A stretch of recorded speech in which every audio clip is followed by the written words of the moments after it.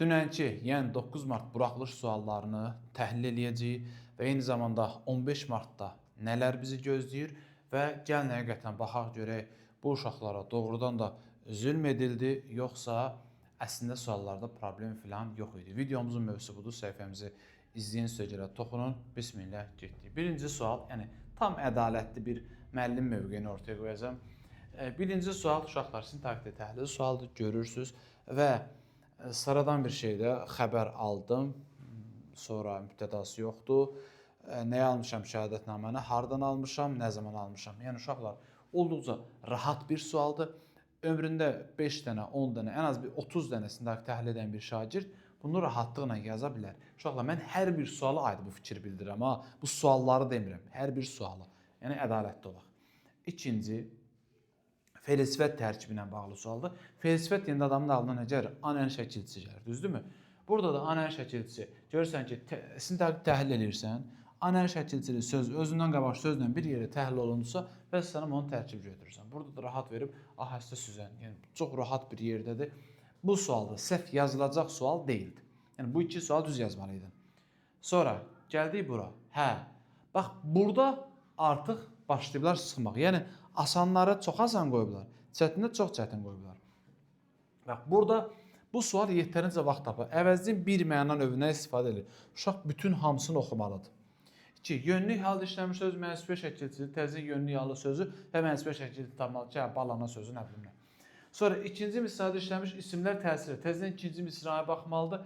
Təsiri olub olmadığını görməlidir. Yəni xeyli vaxt aparır bu. Yəni çünki bu uşağın o tərəfdən mətni var, riyaziyyatı var, dinləməsi var ingiliscə. Təsvirlənən fe'llərin hamısı xəbər şəklindedir. Deməli, təsvirlənən fe'llərin hamısını tapmalıdır bu uşaq və onun hansı şəkildə olduğunu bilməlidir ki, görəcək, gərək öyrədəydin. Bu da öyrədəydin elə verilib ki, öyrəndiyin kimi adamın gözünə dəyir. Və adam elə bilir ki, təsvirlənməyən fe'ldir. Amma öyrədəydin, arzu şəkildir. İstəyirsiniz uşaq da onu yəni, görə bilməz. Ona görə bu səhv ediləsi sualdır. Yəni, 3-cü qrup hardasa yaza bilər, amma 3-cü qrup deyilsə, bu uşaq necə bunu bilsin? Bütün fe'l, hər şeyini soruşmuşsan burada. Növbəti, 34. 34 tərz hərəkət zərfini tanıyırsansa, həmçinin təsvirləməyən məstər fe'l, sifət, fe'l bağlamanı tanıyırsansa, bu sualı tapa biləcəksən. Yəni, çıxarıb burada tapa bilərsən. Burada nə çaşdıra bilər? Belə çaşdıra bilər. Bilməlidir, belə əvəzlidir. Yəni, bu orta səviyyəli sualdır. Yəni, o ilk iki sualdan biraz çətindir. O ikinci sualdan biraz deməli, yumuşaqdır. Yəni, bu ortadır, amma blokda, buraxılışda belə sual vermirdilər əvvəl. İndi biraz sıxıblar elə. Yəni, bu da, yəni, söz verir, bu okeydir. Yəni, bu olar. 35-i biraz, yenə də istərsən, vasitəsi nitqli cümlədir. Təzən burada da vasitənin nitqli cümlənin sxemidir. Burada da uyğunsuzluq, bana uyğunluq yaz da, yəni bu biraz. Yəni, deyirəm, bu buraxılışı elə saldılar ki, ancaq yaxşı oxuyan yaza bilsin. Orta və zəif oxuyan yaza bilmir. Əvvəlki illərdə orta və zəif oxuyan da yaza bilirdi. İndi artıq ancaq yaxşı oxuyan yaza bilir. Belə də olmazsa bu uşaq 11-ci sinif bitirməlidir. Sonra gəldi fonetika sualı. Fonetika sualı izahda da fikir verin. Mən izah eləmişəm səhifələrdə. Vaxtı yetərincə alan sualdır. Tamamlaya bilməz soruşur. Uşaq canlı bunu soruşur. Bunu təzdən yazması. Sonra təzdən deyir ki, Q samtin kar qarşılığıdır. Sonra deyiş və yazılış arasında fərqi soruşur.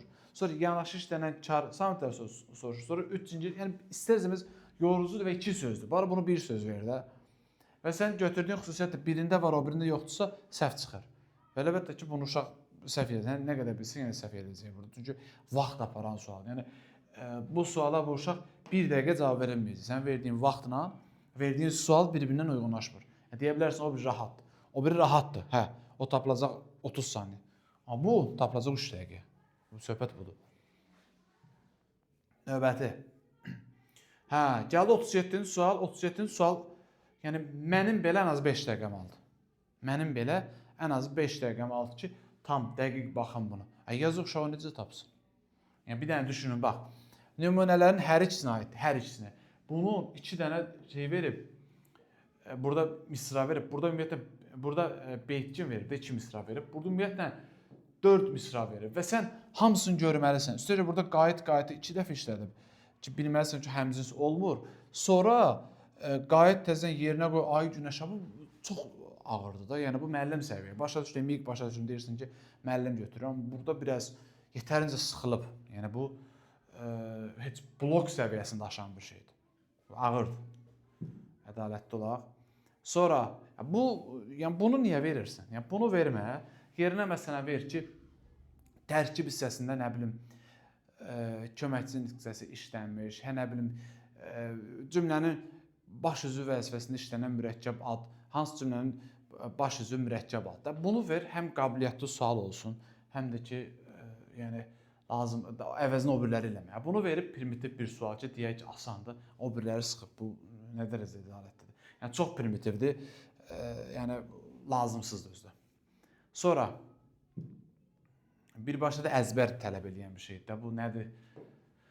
Cərgələrdən birində yenə də sxem soruşur, yəni rahatdır. Yəni bu da rahatdır, bərkit sözdür, oxşarlıq sözdür. İkisi də çox rahat sualdır. Yəni burada bir problem yoxdur. Bu da uşağın ən azı 1 dəqiqə yarıma tapa biləcəyi suallardır. Sonra təzədən 40-cı sual. 40-cı sualda yaxşı ki A variantına qoyublar. Bu tərəfi yaxşıdır, amma indi bir dənə düşün ki, bu A-da deyil, yəni Y-dədirsə uşaq bəlkə Y-dən başlayıb oxumağa. Söhbət budur. Feillərin hər biri söz birləşməsinin əsas tərəfini təşkil edir. Bunu tapmalıdır. Sonra feilin bütün təsriflənməyən formlarına aid nümunə işlənmişdir. Bütün təsriflənməyən hər məsdər feil, sifət feili bağlama hər üçün görməlidir. Şəxsə və kəmiyyətə görə dəyişməyən feillər eyni cümlə üzvü vəzifəsindədir. Yəni bu nə demək? Şəxsə və kəmiyyətə görə dəyişməyən üzvləri tapmalıdır və onların hər birinin sintaks təhlil etməlidir. Yəni yaxşı ki, insafən yenə bunu A variantına qoyublar. Uşaq da A-nı tapıb B, C, D, Y variantlarını oxuyum. Yaxşı, uşaq A-nı tapıb əmin olmaq üçün oxumaq istəyir də aşağıdakı.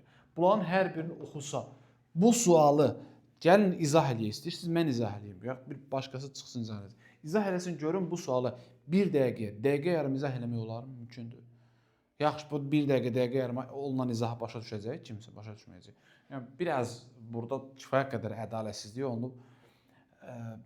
Yəni ədalətsizlik olub nə demək istəyirəm mən? Hə, yaxşı olub, problem yox. Yəqin ki, bu ballar düşəcək, bu bir təsir edəcək. Burada bir problemli şey deyil, amma elə də müqayisə ediriksə, demək istəyirəm ki, ağır sualdır. Yəni haqlı mı edə bilər, haqsız mı edə bilər, onu artıq irəlidəki proses müəyyən edəcək. Yəqin ki, ballar düşəcək, blok bəlkə yumşaq olacaq, necə olacaq bilmirik. Yəni mənim üçün sıxıntısı yoxdur. Yəni zaten mən bunların hamısını öyrədirəm və yetərincə ağır suallarla hazırlaşmışam. Yetərincə yaxşı, yəni keyfiyyətli hazırlaşmışıq deyə mənim üçün sıxıntısı yoxdur bunun. Amma şagird üçün təbii ki, bunun sıxıntısı var və yaxud təkcə buraxılış imtahanı verən uşaq üçün bəli, sıxıntısı var. Kimsə ancaq buraxılış verir, bəlkə indi blokka asan eləyib bu balansı düzəldəcəksə, amma bir ancaq buraxılış verirsə, bəs o uşaqlar nə olacaq? Yəni təbii ki, balların düşəcəyi ehtimal olunur və ümid edək ki, 15-ində də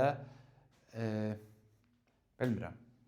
Hər bir halda mən ayın 15-dəki imtahanı bundan asan gözləmirəm. Daha çətin də gözləmirəm, amma asan qətiyyən gözləmirəm. Çünki asan olsa ayın 9-da olanlar deyəcək, biz nəyi onda? Yəni biz nəyi hesab edirsiniz? 15-də, yəni 9-unda dur çətin sal, 15-də asansa və yaxud əksinə bu olmaz. 15-də çox çətin də sal. Mən bu səviyyə yəqin ki olacaq, elə düşünürəm.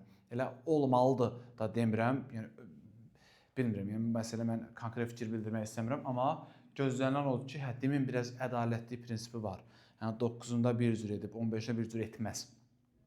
Elə bilirəm və yaxud bunu blokda mütləq nəzərə alacaq.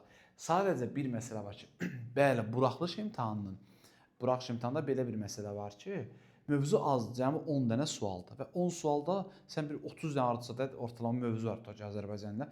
30 sual sən paylamalısan o 10 suala. Bəli, 10 suala 30 sualı böləndə ağır olur.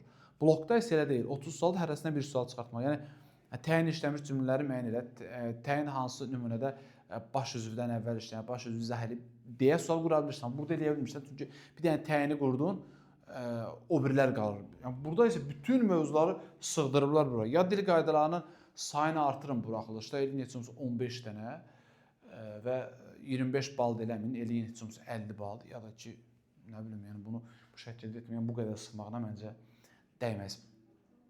Mətnlərlə bağlı da yəqin ki, Ayşə müəllimə təhlil edəcək, fikirlərini bildirəcək və izahları da bizim YouTube kanalımızda var. Hər birinizə uğurlar arzulayıram və bu arada bizlə bərabər blok imtahanına hazırlaşmaq, yəni bu tip və daha üst, daha çətin və daha bloka uyğun suallar istəyirsə 055 597 0151 nömrəmizə yazırsınız və bizlə bərabər imtahana hazırlaşırsınız. Hələlik bu qədər. Sağ olun.